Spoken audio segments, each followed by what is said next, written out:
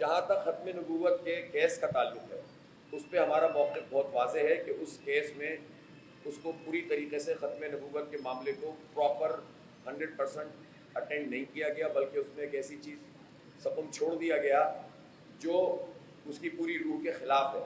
यानी अहमदियों को किसी भी सूरत में आज़ादी नहीं दी जा सकती, चाहे वो छुप कर, चाहे वो खुल कर मुसलमान बनकर नमाज़ पढ़ने की कोशिश करें या इबादत करें।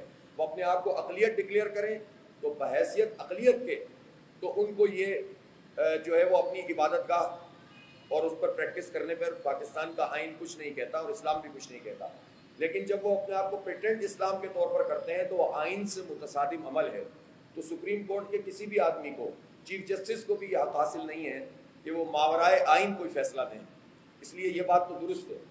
अलबत्ता उस फैसले में उन्होंने ख़त्म नबूवत के अक़ीदे को और आइन को जो वज़ाहत की है वो उस हद तक उनका फ़ैसला सही था।